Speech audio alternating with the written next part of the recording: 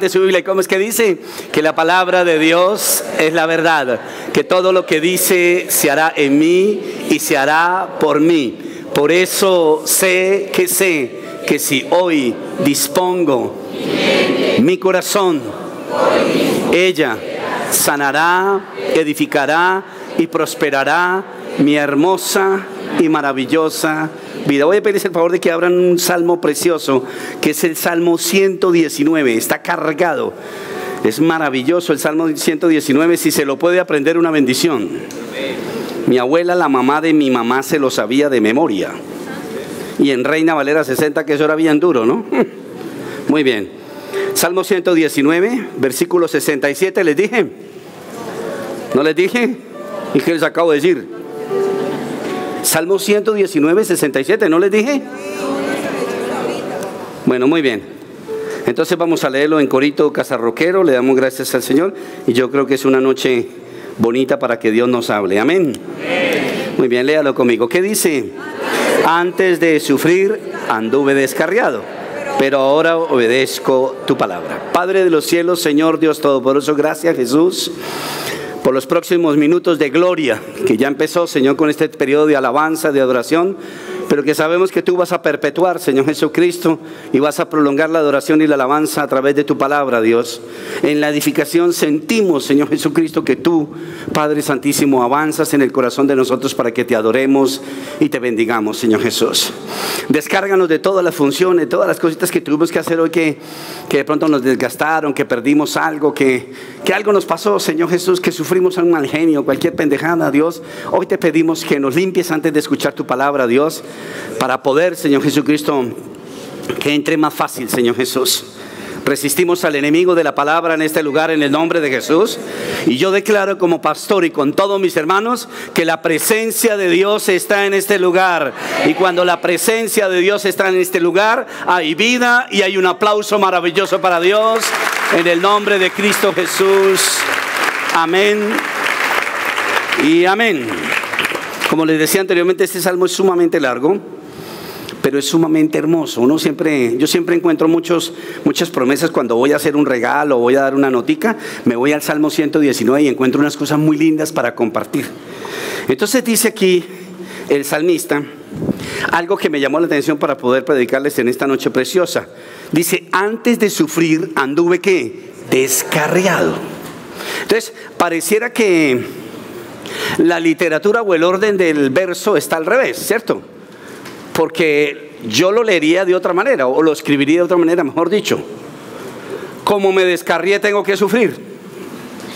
Pero el Señor es divino. El Señor lo pone al revés. Y eso me encanta de Dios. Mire, dice, antes de sufrir anduve como descarriado. Pero ahora obedezco ¿qué? Tu palabra. Aquí hay varios tiempos impresionantes. Primero, el salmista dice que hubo una época en su vida donde estuvo descarriado. Descarriado en el ámbito espiritual, religioso, teológico de la Biblia significa que no hay presencia de Dios. Descarriarse es todo aquello que demanda muerte. La presencia de Dios, cuando no está, hay muerte. Con Dios hay vida. Dicen amén. Por eso uno dice que tiene vida, porque ahora Jesús está dentro de mi corazón. Dicen amén. Entonces, antes de sufrir, estuve descarriado. Es decir, sin la presencia de Dios. ¿Se sufre con la presencia de Dios? Sí, se sufre con la presencia de Dios, pero no por descarriado, sino porque en el mundo estamos. Dicen amén. Y el mundo está ¿qué? Herido. Y al mundo estar herido, pues nosotros recibimos unos impactos. Lo que pasa es que como leemos esta señorita, me encanta lo que dice el pastor Darío en el reto de Dios. La Biblia trae solucionismo bíblico. ¿Dicen amén? Diga conmigo, en mi dolor hay solucionismo bíblico. ¿O no? ¿Sí les ha pasado el dolor en algún área de la vida a través de un verso? Porque la palabra tiene ¿qué? Poder. Antes de sufrir anduve descarriado, pero me encanta la hora, el presente. ¿Qué dice el presente? Pero ahora obedezco ¿qué? Tu palabra. Entonces la pregunta es, ¿por qué se dejó de descarriar? Porque sufrió. Pero conoció de la palabra y la palabra le solucionó la vida. Entonces, cuando uno entiende que la palabra es medicina al dolor, pues uno tiene que hacer lo que dice la palabra de Dios. Y hacer lo que dice la palabra de Dios es obedecer. Dicen amén. Si usted tiene la Biblia todavía abierta en el Salmo 119, versículo 67, mire conmigo el siguiente verso, que es sumamente más importante para poder dar un poquitico más de concepto a lo que les estoy hablando. Versículo 68 dice, vamos a leer los 67 y 68. Antes de sufrir anduve descarriado, pero ahora obedezco, ¿qué? Tu palabra. ¿Tu qué? Tu palabra. Ok, ahora dice, tú eres bueno y haces el bien, enséñame tus decretos. ¿Dónde conoce uno que Dios es bueno? En la palabra. ¿Por qué en la palabra? Porque uno se refugia en las promesas, en medio del dolor, bien sea por el descarrío o bien sea por la consecuencia del mundo herido. En cualquiera de los dos polos, cuando yo leo la palabra, me apropio de una promesa, la confieso y Dios me la contesta, yo puedo decir que Dios es bueno. Diga conmigo, Dios ha sido bueno. Levante la mano al que Dios le ha salido bueno. ¿Cierto que ha salido bueno o no? No vale la pena tener dos dioses, ¿o sí? No vale la pena, no vale la pena. Mire, uno a veces compra un carro de una marca cualquiera, vamos a pensar en un Renault. Y si le sale malo, su próximo carro, ¿cuál va a ser? Seguramente un Chevrolet o un Mercedes. Con Dios no hay que cambiar. Yo me quedo hasta la muerte con este Dios. Este Dios ha salido muy, pero muy, muy bueno. Y démosle un aplauso con todo nuestro corazón. Entonces sigamos mirando algunas cositas. Cuando nosotros nos volvemos cristianos, si conocemos la bondad de Dios y nos burlamos de la bondad de Dios, es porque nos hemos alejado de las Escrituras. Si la Escritura se aleja de nuestro corazón, se aleja la presencia. Y si se aleja la presencia, se aleja la vida. Y si se aleja la vida, llega la muerte. Todo lo que esté por fuera de la presencia de Dios es muerte. Dicen amén, iglesia. Por eso dice el apóstol Pablo que aquí están las palabras de ¿qué? De vida. La Biblia nos da vida. Porque recuerde que Jesucristo es la Biblia. Jesucristo es el verbo, es la palabra. Y Jesucristo es el camino, la verdad y la ¿qué? Y la vida. Yo he titulado el sermón de hoy que el relajamiento es la religión moderna. No quiero predicar de yoga ni nada de esas cosas, pero pienso que los cristianos en algún lado del corazón tienen un Dios yoga, un diosecillo que les toma el pelo y se relajan. Ningún problema se vence con relajamiento. Amén. Ningún soldado, mire, puede cuidar un fuerte relajado. Y a veces nosotros hay áreas de nuestro corazón en las cuales tenemos relajamiento espiritual. ¿Qué es eso? Precisamente hacer mi religión ¿a qué? A mi manera. ¿Alejado de qué? De la palabra. Por cualquier cosa, bien sea por pereza o porque yo no. Y vamos conformando una religión a nuestra manera. Y la presencia de Dios en la religión a mi manera no está. O sea que yo empiezo a vivir un cristianismo ¿qué? Muerto. Escúcheme lo que le estoy diciendo. Porque en el relajamiento está el concepto únicamente mío. En la religión viva está el concepto de Dios para lograr un bienestar en mi vida. En el cristianismo Dios es el número uno, digan amén. Y si yo obedezco, atraigo la presencia de Dios. De resto, no va a pasar nada en mi vida. Y voy a centrar la predicación entre dos personajes. Los vamos a llamar USA con Z, no de USA de Estados Unidos, sino USA de Z. Y vamos a hablar de otro personaje que se llamaba el rey David. USA fue un hombre que murió y David fue un hombre que bailó. Si uno llega y mira así a simple vista y le dicen eso, que un hombre bailó porque estuvo contento y el otro murió porque trató de entrar en la presencia de Dios, uno dice, no, perdóneme, es al revés. El que baila se muere. Y el que busca lo religioso vive. Cuando estamos relajados espiritualmente, invertimos las cosas. Porque metemos el concepto ¿qué? Humano. Y resulta que para obedecerle a Dios tenemos que aislarnos demasiado de nuestra humanidad para poder tratar de entender la divinidad de Dios. Porque muy cerquita de nosotros nos volvemos muy humanos y le cuestionamos todo al viejo. Necesitamos estar cerca de Dios para que su presencia nos traduzca muchas cosas. Segunda de Samuel capítulo 6 versículos 7 y 8, y vamos a mirar algunas cosas interesantes y vamos a concluir cómo nosotros definitivamente necesitamos la presencia de Dios y estar muy cerca de Dios, y la única manera es el obedecer a Dios. Segunda de Samuel capítulo 6 versos 7 y 8. Si lo encuentran me regalan un amén. Muy bien, vamos a leerlo juntitos. ¿Cómo dice? Entonces la ira del Señor se encendió ¿contra quién? Contra Usa, por su atrevimiento, y lo hirió de muerte ahí mismo, de modo que Usa cayó como fulminado junto al arca. David se enojó porque el Señor había matado ¿a quién? A Usa. Así que llamó a aquel lugar ¿Pérez qué? Pérez Usa. ¿Por qué se dice Pérez Usa? Porque ahí pereció Usa. No, mentira, estoy molestando. Nombre que conserva hasta el día de hoy. Entonces voy a tratar como de llevarlos un poquitico al contexto de la historia. Ustedes saben que en el Antiguo Testamento Dios no estaba como está hoy en día en el corazón de nosotros. ¿Dicen amén? Hemos avanzado bastante, ¿cierto? La tecnología del cielo ha avanzado. Y entonces resulta que en la época se utilizaba un cofrecito que se llamaba el Arca del Pacto. Era como una especie de ataúd pequeño, de cofre pequeño, que era en madera, en acacia, y encima tenía una tapa que era de oro macizo. En los lados tenía unos querubines con unas alas, que parece que los querubines siempre se están tapando con las alas, los ojos, porque nadie puede ver a Dios. Tienen otras alas en los pies, porque nadie puede tocar el lugar donde está Dios, y tienen otras dos alas aquí en el centro, que es para movilizarse a hacer lo que Dios quiere y adorar a Dios. Al interior de este cofre, o al interior del Arca del Pacto, habían tres elementos básicos. Número uno, estaba el maná. ¿Se acuerdan del maná, cierto? Que era el pan Bimbo que Dios había creado, ¿cierto?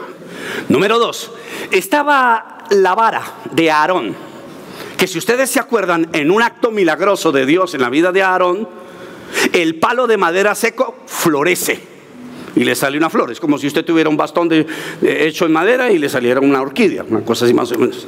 Y tercero, número uno dije, el maná. Número dos, a ver, me quedé solo. Número uno, el maná. Número dos, y número tres, las tablas, es decir, los mandamientos.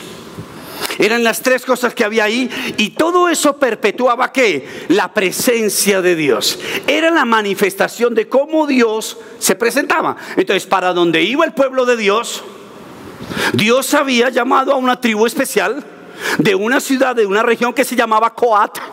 Y los coatitas eran las personas que alzaban el arca y se la llevaban. Nadie podía tocar el arca, absolutamente nadie. Cuando el pueblo iba a adorar a Dios, entonces metían el arca en una carpa y a ese lugar lo consagraban en el arca. Y cuando ellos querían adorar a Dios y darle gracias a Dios, porque ahí estaba la presencia de Dios, entraba el sacerdote, y el sacerdote se amarraba un cordón color grana en la pierna y entraba con eso. En el cordoncito, amarrado junto al tobillo, iban un par de campanas. Y entonces él entraba, tratando de no hacer ruido con las campanas. Muy suave tenía que entrar. Y cuando él entraba al lugar santo y ofrecía todas las cosas que tenía que ofrecer por el pueblo de Dios para santificar el pueblo, si el sacerdote estaba en pecado, la muerte caía sobre él y las campanitas sonaban. Entonces los de afuera, cuando escuchaban las campanas, lo sacaban porque había muerto.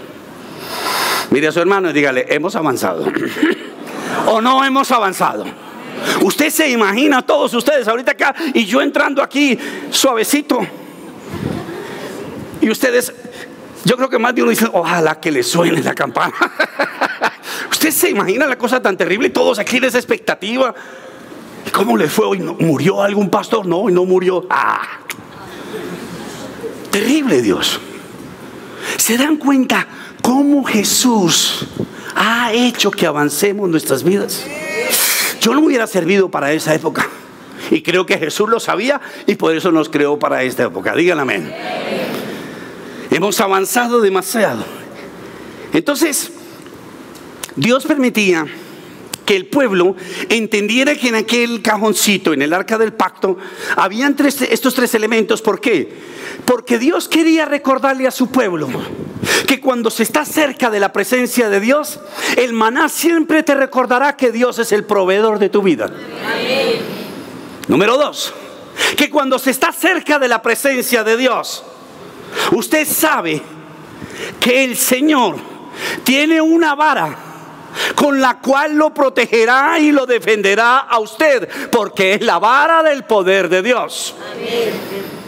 Y número 3, las tablas. ¿Qué significan? Que cuando yo me acerco a Dios, Dios es un Dios de orden. Dicen amén, iglesia. Diga conmigo, mi Dios es proveedor, es poderoso y de orden. Y del otro aplauso a ese viejo divino. Entonces, uno se pone a mirar, y yo no sé cuántos de ustedes han pensado, oiga, pero como religiosos los tipos. Porque ¿cómo va a ser que con esa cajita para arriba y para abajo? Porque ella tenía unos travesaños, unos palitos. Y si la arca se tocaba, si usted tocaba el arca, tocaba las alas de los querubines, usted moría. Entonces uno piensa, como exagerado, como religiosos. Entonces yo, haciendo el sermón, me puse a pensar en eso mismo, y el Espíritu Santo me recordó algo. Y le voy a hacer la pregunta a ustedes. ¿Qué harían ustedes, todos ustedes, cada uno de ustedes, si todos y cada uno de ustedes tuviera la cruz real donde Jesús murió en su casa? ¿Quién la quemaría? Levante la mano. ¿Quién la cuidaría? Levante la mano. ¿Quién dejaría que un perro levantara la pata y se orinara? ¿Quién dejaría que le salieran unos hongos? Nadie. Ahora, seguramente usted va a decir, y pastor, pero eso no es idolatría. No, yo no estoy diciendo idolatría, estoy diciendo que la cuidaría. Sabemos que no veneramos las cosas. Digan amén, iglesia. Pero si yo tuviera, si a mí Dios me regalara, por ejemplo, pensemos que este reloj era de la época de Jesús y lo tuvo Jesús. Uy, papito, perdónenme, pero yo no lo saco ni a la calle. Y lo miro todo el tiempo, y no para adorar el reloj, sino para recordar a quién utilizó el reloj. De hecho, voy a decirles algo. Levante la mano el que ha heredado algo. Están muy jóvenes, ¿no? Están muy jóvenes, porque ya cuando uno está viejo empieza a heredar. Cuando uno hereda, yo tengo cosas todavía que tengo de mi padre, y yo las miro. No las adoro, ni digo, ni le voy a preguntar a mi papá, porque recuerde que no podemos hablar con los muertos. Digan amén. Ni los muertos nos ven, ni los muertos pueden saber nada de nosotros. Yo no creo que uno sea tan bobo de llegar al cielo para mirar para la tierra. Yo no creo que uno toda la vida buscando a Dios para asomarse en un balcón que tiene el Señor allá a este ladito de Ciudad Jardín. El cielo es Dios. Digan amén. Entonces, hay cosas que en la Biblia, en el Antiguo Testamento, no son terquedad. Fueron los momentos de Dios. Y si el arca era tan venerada, tan cuidada, tan celada, era porque ahí estaba, ¿qué? La presencia de Dios. Y el relajamiento espiritual de la iglesia moderna ha perdido el celo por la presencia de Dios. Nos volvimos antirreligiosos, pero somos religiosos. Rechazamos la religiosidad. Todos en este lugar nos haríamos quemar por no ser religiosos, pero somos religiosos. Y la religión riñe con la presencia de Dios. Porque la religión lo primero que tiene es de alguna manera una rebelión en contra de la frescura de Dios. Y más bien asume algunos papeles, algunos documentos, algunas maneras, algunas normas, algunas tradiciones del ser humano. Y entonces dice la palabra de Dios que el arca se perdió y fue a dar a la casa de un señor, y en esa casa se quedó muchos años. Y un día el rey David se pregunta: ¿qué pasó con el arca? Entonces empiezan a buscar el arca y la encuentran en esa casa, y la encuentran empolvada y con muchas cosas encima y esto y lo otro, porque ahí había reposado. Y es cuando David decide sacar la presencia de Dios. Yo pensaba esta mañana haciendo este sermón y le decía a Dios: yo creo que así es el nacimiento de todos nosotros ahora en Cristo.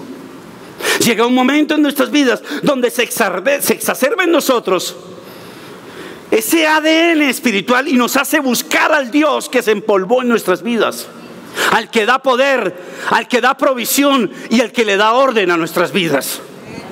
No sé si se ha dado cuenta que Dios se ha desempolvado en su vida. Dios estaba ahí, pero usted de alguna manera le quitó el polvo que tenía encima, y hoy tienes una presencia real de Dios en tu santa vida. Dicen amén, iglesia. Entonces el rey David coge a los dos hijos del hombre que era dueño de la casa donde estaba el arca y estaba empolvada. Uno de ellos se llamaba Usa con Z. Y entonces David los coge y empieza a hacer un desfile. ¿Con qué? Con el arca. ¿Con quién? Con la presencia de Dios. Tuve la oportunidad y he tenido la oportunidad hasta el momento de restaurar 2 automóviles. Y los 2 automóviles que he restaurado los cogí acabados y los puse nueveciticos. Me encantó hacerlo. Pero cuando los hube terminado, cuando yo los terminé, lo primero que hice fue ¿qué? Sacarlos ¿a qué? A un desfile. ¿Para qué? Para que otros supieran la alegría que me dio desempolvar, actualizar, regenerar, restaurar eso que se había perdido. David siente exactamente lo mismo por Dios. Y dice: el arca está perdida. La recoge y hace un desfile, una manifestación, y todo el mundo está feliz. Cuando el arca va, todos la están llevando, la están montando, la montan en una carreta. El arca no se podía montar en una carreta. Dios había sido sumamente detallista y había dicho: se van a meter 2 palitos al lado y lado, y solamente los sacerdotes coatitas van a poder poner la mano sobre los travesaños. Pero si uno de ellos me roza con el blue jean, el arca se muere. Entonces era una cosa maravillosa. Y resulta que cuando van a sacar el arca, el señor que era dueño de la casa tenía 2 hijos que eran sacerdotes. Uno de ellos se llamaba Usa. Y este muchacho, por cualquier cosa, trepan el arca en una carreta y los bueyes se espantan, dice la Biblia. Y al espantarse, el arca corre el riesgo de caerse, es decir, la presencia de Dios. Y el muchacho le mete la mano y toca el arca. Él sabía que por ser coatita y por ser sacerdote no podía tocar el arca. ¿Por qué? Porque Dios se lo había dicho. Yo no sé cuántos de nosotros aquí somos coatitas del siglo XXI, y que Dios nos ha dicho que hay cosas que no debemos tocar, y lo hacemos. Y la gente del mundo dice: oiga, pero ese cristiano sí es de mala. Es que ellos no saben que somos coatitas. Y usted se le ha olvidado porque usted se relajó creyendo que usted no es coatita. Y entonces vienen las consecuencias. Por eso dice el salmista que le leí al principio, el descarrío. ¿Qué es el descarrío? Eso, relajarme espiritualmente. Cuando un cristiano se descarría, es porque un cristiano se está relajando. Dicen amén, iglesia. Dice así la palabra de Dios. Mire cómo lo decía la Biblia. Esto está en el libro de Números, no lo voy a poner a leerlo, pero mire. Entonces vendrán los coatitas para transportar el santuario, pero sin tocarlo, para que no mueran. ¿Y qué pasó? Soldado avisado, no muera en guerra. Y nosotros hemos a veces violado normas, preceptos y mandamientos que conocemos. Este muchacho había crecido en la casa de un sacerdote y había sido sacerdote por herencia. Ese es el peor cristianismo. El peor cristianismo y la peor religión es la que se hereda. El cristianismo no es una herencia. El cristianismo es una decisión de mi corazón. Porque cuando nosotros heredamos, nosotros copiamos. Y no todo lo que se copia es verdad. No sé si algunos de ustedes hicieron trampa alguna vez en el colegio o en la universidad. Y uno le copió al más bruto. ¿Cierto? Uno le copió, o bueno, al que le iba bien, pero esa noche ese día Suárez estaba llevado el diablo. Y uno copió todas las respuestas y ¡pum!, le fue mal. Y a Suárez también le fue mal. Dios quiere que nosotros indaguemos lo que la Biblia dice acerca de nuestro comportamiento. Y nuestro comportamiento no puede ser explorado por la experiencia de otro. Que sea predicado por otro, pero siempre analizado desde el punto de vista bíblico. Dice amén, iglesia. Porque si no, entonces nos volvemos ¿qué? Copiones. Nos volvemos unos traductores de lo que otros están diciendo. Y yo no sé si usted alguna vez ha ido a un sermón donde un gringo está predicando y otro está hablando en español. Casi siempre uno está tan estresado, si sabe un poquito de inglés, tratando de entender al gringo. Y cuando va a escuchar al español ya pasó. Y uno queda en la inmunda. Dios quiere que nuestra religión salga de la palabra de Dios. Y para eso, lo santo se tiene que dejar, se tiene que sacar de la rutina. La santidad que se vuelve rutina es religiosidad.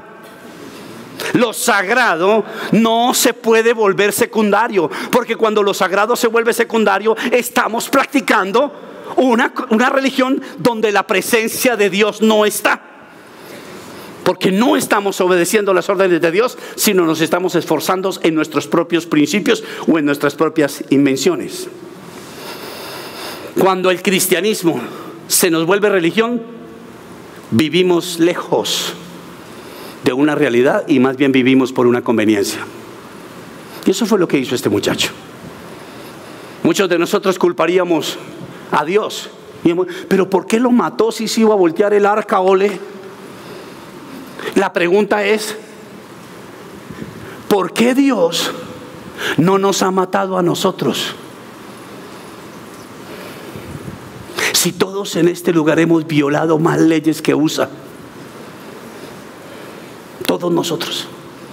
Y a veces ese humanismo nos hace ver a los demás, pero no nos hace ver a nosotros. Y recuerde lo que les dije en el Salmo 68, 119. Dios es bueno. Y ustedes dijeron amén cuando yo se lo leí. Diga, vuelva a decir conmigo, Dios es bueno. Entonces Dios no nos ha exterminado a nosotros. Ese debería ser un motivo para hoy sacudirnos de la religiosidad y decir, oiga, Dios mío, la tecnología del cristianismo ha avanzado. Ahora vivimos por gracia, pero no podemos vivir bajo la desgracia. ¿De qué? De omitir leer la palabra y tener una religión no relajada, sino más bien una religión sagrada. La iglesia está muy muerta. Hoy murió uno de los personajes más lindos para mí en toda mi vida, Billy Graham. Hoy murió ese hombre. Y yo le decía al Señor, él murió hoy con 99.6 meses, algo así. 100 años. Y yo no, o sea, sí le duele a uno, ¿cierto? Que se murió, yo me quebranté. Pero ¿sabe qué? A mí me preocupa lo que está pasando. ¿Qué es lo que va a pasar? No hay un solo apóstol, no hay un solo evangelista en el mundo que lo iguale a él. ¿Qué va a pasar con el cristianismo? ¿En manos de quién va a quedar? Si no hay nadie que lo explore. Billy Graham, ojalá que algún día ustedes puedan tener la bendición de tener un libro o leer lo que se llama Tal como soy. Es un libro bastante extenso, tiene como 900 hojas, pero es hermoso. Y ahí están todas las experiencias que este hombre quemó en su vida para llegar a ser una persona madura y vivir 100 años sobre la tierra y estar declarado hoy como uno de los hombres más importantes del evangelio en el mundo. En una oportunidad, me acuerdo de una cosita que sí les cuento a ustedes. En una oportunidad de un gobierno de los Estados Unidos, cuando Billy Graham tenía 16 años de edad y ya era popular, ya llenaba carpas. En esa época no existían iglesias, sino se levantaban unas carpas especiales, porque todavía no había un plan de orden para las iglesias cristianas evangélicas. Y entonces el presidente de los Estados Unidos del momento invitó a Billy Graham para que visitara la Casa Blanca. Había mucha expectativa porque era la primera vez que un evangélico entraba a la Casa Blanca. Y entonces Billy Graham, me acuerdo mucho, leyendo el libro, se mandó a hacer un vestido azul celeste con una camisa blanca y se fue como una palomita preciosa. Y entró a la Casa Blanca. Cuando iba a entrar, toda la prensa del mundo estaba apostada ahí porque era la primera vez que un evangélico visitaba la sala oval. Y entonces entró el muchacho con 16 años y cuando él entró, el presidente de los Estados Unidos lo dejó entrar a su oficina y le dijo lo siguiente: Pastor Billy, yo quiero recibir a Jesús.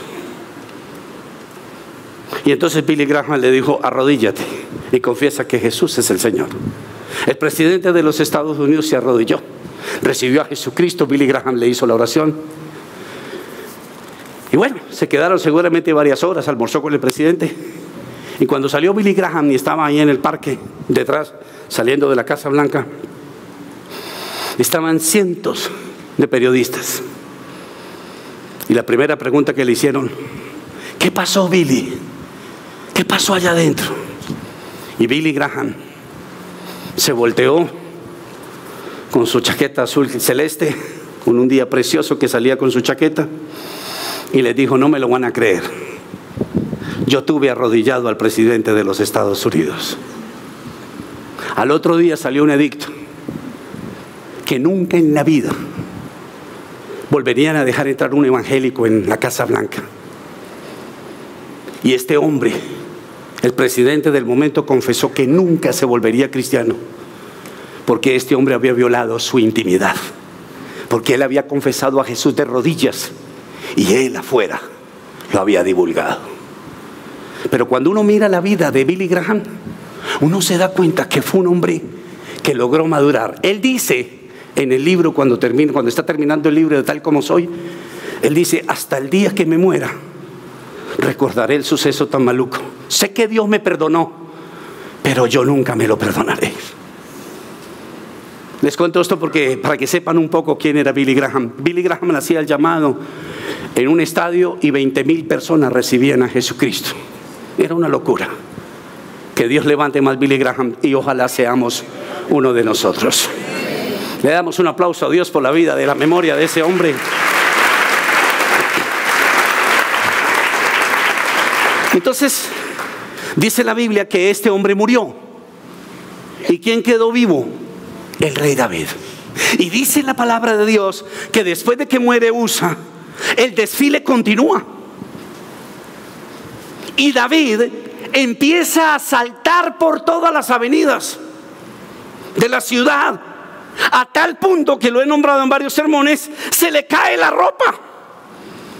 Mire el contraste. Por eso les decía al principio, ¿quién debería morir? A los ojos del religioso, David.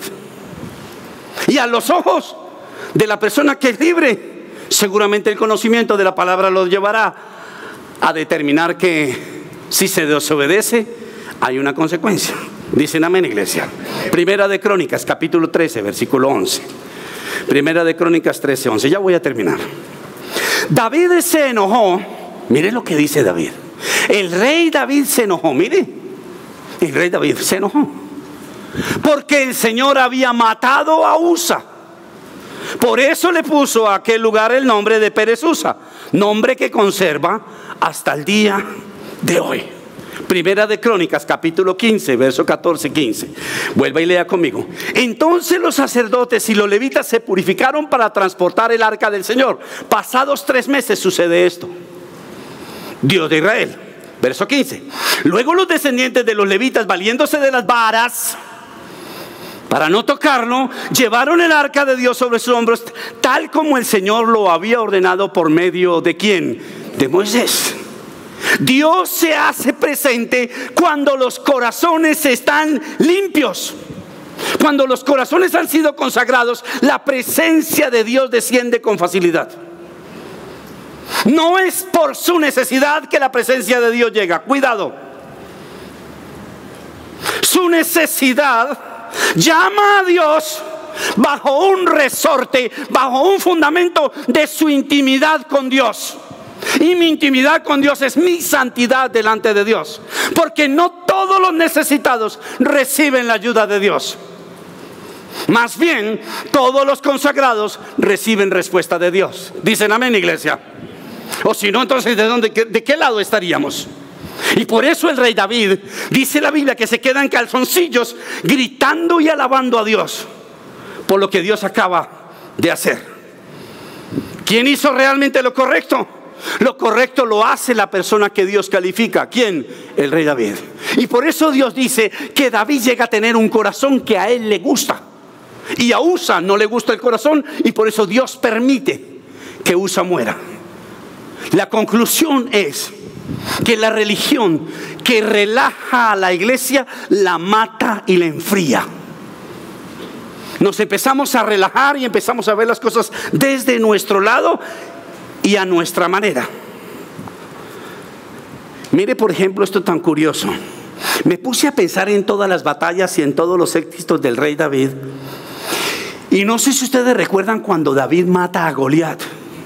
Cuando David mata a Goliat, David ni siquiera se inmuta. David simplemente lo mata, levanta la cabeza, se la lleva al rey para que le dé el dinero y la mujer que le tiene que dar. Pero David no brinca, ni siquiera dice ¡hurra! Nada.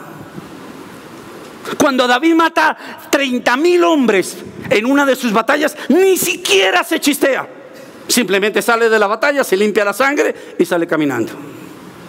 Pero mire el contraste de un hombre y de una mujer de Dios, como debe ser. Cuando el rey David siente la presencia de Dios, brinca, salta. ¿Por qué? Porque es la presencia de Dios. Y la presencia de Dios ha incomodado en vez de alegrar a la propia iglesia de Dios. Porque la presencia de Dios exige, de alguna manera, si me permiten, con todo el equilibrio, exige hábitos religiosos. Y la iglesia no los quiere hacer. La iglesia quiere que Dios se presente para servirle en bandeja lo que ella necesita. Y David nos demuestra que se baila, que se brinca por la presencia de Dios. Dicen amén, iglesia. No le miremos tanto la maleta a Dios. Como siempre se los he dicho, cuando llega la tía esa que estaba en Europa hace 25 años y viene con unas maletas grandes, uno saluda a la tía, pero mira las maletas que trae la tía, porque la tía tiene plata, ¿cierto? Y es solterona además, y yo soy el sobrino preferido. Entonces uno saluda a la tía, pero está así: ¿qué más, tía? ¿Cómo le fue, tía? Para ver qué fue lo que trajo. Hay que amar a Dios con todo el corazón. Amén. Le das un aplauso a Dios por su presencia en este lugar.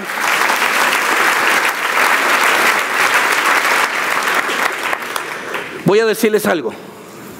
Voy a preguntarles: ¿cuándo fue la última vez que ustedes brincaron por Dios? ¿Porque Dios contestó algo? ¿O porque ustedes sintieron la presencia de Dios? Hay unos tapetes rojos que se utilizan para que las personas ilustres caminen, ¿cierto? ¿Cuántas veces le sacamos ese tapete a Dios? ¿Cuántas veces nosotros lo hacemos?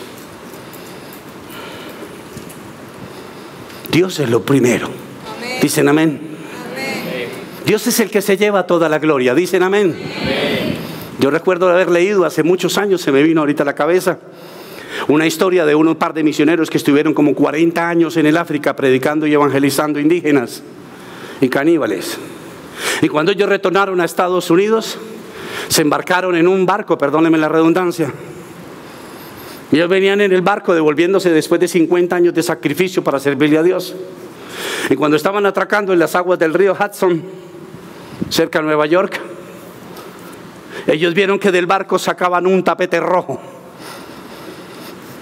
Y la mujer le dijo al esposo, al pastor: mi amor, la iglesia nos viene a recibir porque nosotros cumplimos 50 años de evangelio. Y entonces ellos se arreglaron y todo, porque ellos vieron toda la cosa. Y yo, es la iglesia nuestra, porque le digo que les iban a recibir. Y ya antes de que ellos se bajaran, hubo una alarma que decía que por favor todas las personas se quedaran en sus habitaciones hasta después de un rato, porque primero se iba a bajar la reina. El tapete no era para ellos. El tapete no es para nosotros. La gloria se la debe robar Dios. Para que Dios se robe la gloria es porque usted ha dejado de lado la muerte. Y la muerte es contraria a la presencia de Dios. Dios nunca, jamás te va a abandonar. Y tú no puedes abandonar nunca a Dios. Dicen amén, iglesia. Nuestro relajamiento es vivir 6 días: lunes, martes, miércoles, jueves, viernes, sábado, y el domingo venir a la iglesia por un poco de gracia. Eso se llama relajamiento espiritual. Lunes, martes, miércoles, jueves, viernes, haciendo lo que a mí se me da la maldita gana. Y el domingo venir a recibir un poquitico de champú espiritual, o ponerme una cruz en el cuello y decir que yo amo a Dios. Las canciones, las cruces y el día domingo, si no se toman con la presencia de Dios, no sirven para absolutamente nada. La presencia de Dios es una relación personal de nosotros con Dios. Y si usted se da cuenta, vuelvo nuevamente y le digo: si usted desea el maná, si usted desea la protección y el poder de Dios, si usted desea el orden de Dios, usted necesita acercarse a Dios. Y la única manera de acercarse a Dios es a través de la palabra de Dios en esta época. Este es el cofre. Esta es el arca hoy en día. Ya no hay otra arca. Y esta arca me encanta que se puede tocar, se puede memorizar, se puede abrir, se puede cerrar todas las veces que yo quiera. Pero hay algo que no se puede hacer con ella: manipularla. Porque la manipulación de las escrituras de Dios trae muerte, dice la palabra de Dios. Mis niños bonitos, mis niñas lindas, entendamos hoy algo, todos nosotros, empezando por el burro que les predicó. Nos vamos relajando y vamos perdiendo la presencia de Dios. Y la presencia de Dios es importante para que nuestros hogares funcionen, para que funcionen nuestras finanzas, para todo. Pero buscar la presencia de Dios no debe ser el fin o el objetivo único de que las cosas funcionen. Yo busco a Dios porque yo amo a Dios. Y yo debo alegrarme todos los días de mi vida. Yo debo brincar todos los días de mi vida. Ahora que estamos haciendo este ayuno, ¿qué tal si todos los días al reto diario le metemos un brinco diario? ¿Qué tal si toda la mañana hacemos gracias Señor, salimos por la ventana y decimos te amo? ¿Qué tiene de malo? Dios no lo está necesitando, pero a usted lo beneficia. Dios no necesita mis brincos. Dios no necesitaba los brincos de David. La iglesia necesita brincar para que Dios se quede en este lugar. Vamos a orar un segundo. Padre, te alabamos y te bendecimos, Dios. Padre, yo te doy gracias, Señor Jesús. Yo te quiero pedir perdón, Señor Jesús, por toda la iglesia y por mi propia vida primero. Por todas y cada vez que en mi vida, Señor Jesús, me he relajado, Dios, y he pecado contra ti, Señor Jesús. Yo te entrego el USA que tengo en mi corazón, que a veces practicas, Señor Jesús, algo de tu palabra, pero no todo de tu palabra. Y que lo que practico a veces, Dios, lo hago más bien llevado por una necesidad que por una relación, Señor Jesús. Y hoy te pedimos perdón, Dios. Hoy te queremos pedir que nos limpies, que nos bañes, que nos laves, que nos transformes, Señor Jesús. Yo oro de manera especial, Señor Jesús.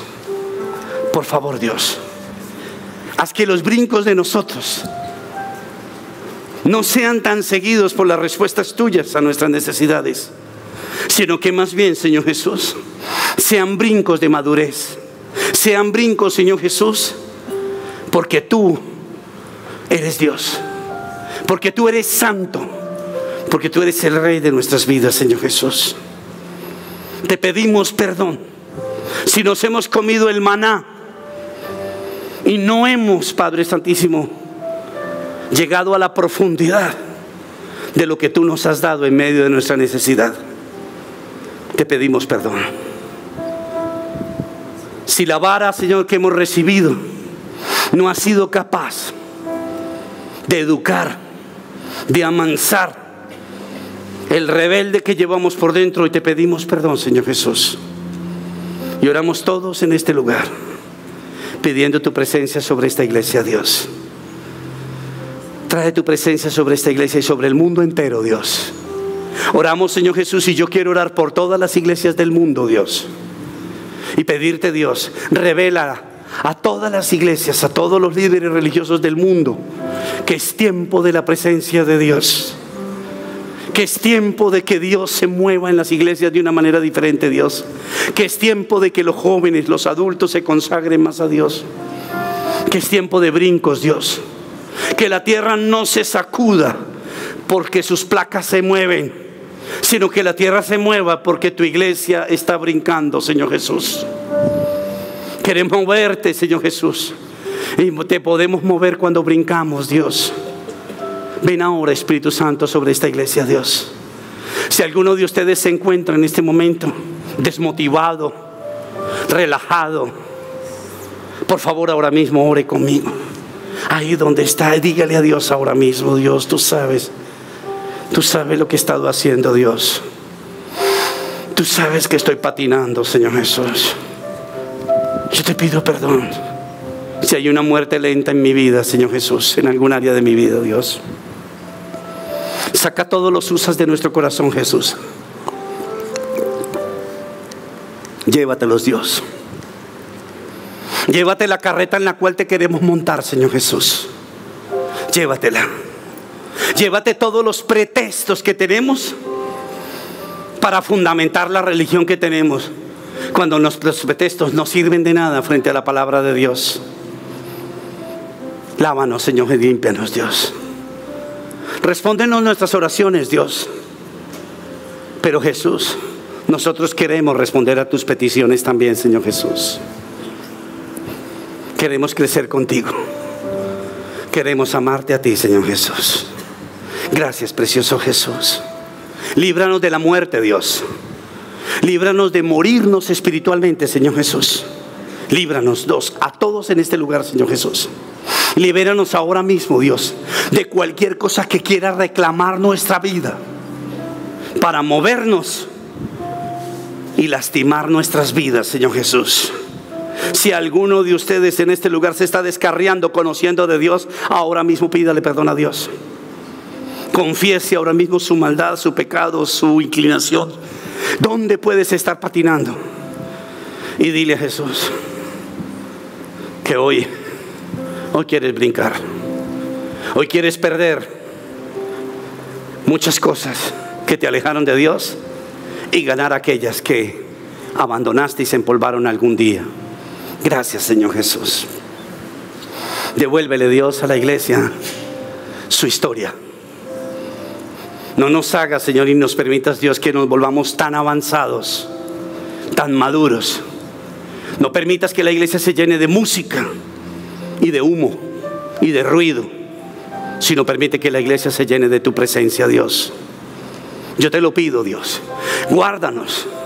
Guárdanos, Señor, de tanta cosa contemporánea, Dios. Y manténnos actuales, pero en nuestros principios. Manténnos en nuestros principios, en los tuyos, Dios. Gracias, Señor Jesús. Te damos muchas gracias, Jesús. Y yo quiero terminar esta pequeña